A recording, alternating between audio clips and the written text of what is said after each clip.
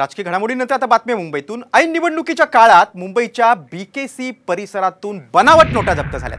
पोलिसांनी 2 आरोपींना अटक केली। आरोपींनी यूट्यूबवर प्रशिक्षण घेऊन नोटा छापल्याची माहिती समोर आली आहे। पाहूयात या संदर्भातला एक खास रिपोर्ट। बनावट नोटा छापणाऱ्यांना अटक। यूट्यूबवर प्रशिक्षण घेऊन घरातच करत होते छपाई। आरोपींच्या घरातून रोकडसह इतर साहित्य जप्त।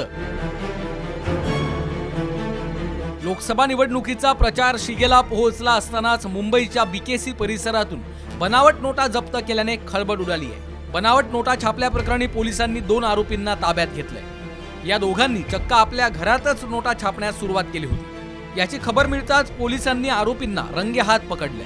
काही दिवसांपूर्वी बीकेसी पोलिसांच्या एटीसी पथकाला बीकेसी परिसरामध्ये बनावट नोटा छापल्या जात असल्याची गोपनीय माहिती मिळाली। पोलिसांनी तत्काळ तपासाची चक्र फिरवत नोटा छापणाऱ्यांचा छडा लावला।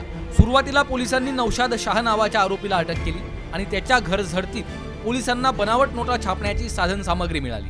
दोन्ही आरोपींकडून 10 रुपयांपासून ते 500 रुपये दर्शनी मूल्य असलेल्या बनावट नोटा जप्त करण्यात आल्या। ऐन निवडणुकीच्या काळात बनावट नोटा छापण्याचा हा सगळा प्रकार उघड झाल्याने त्यांचा आणि निवडणुकांचा काही संबंध आहे का? निवडणुकांसाठी या बनावट नोटा छापल्या जात होत्या का? या सगळ्याचा तपास आता पोलिसांनी सुरू केला आहे।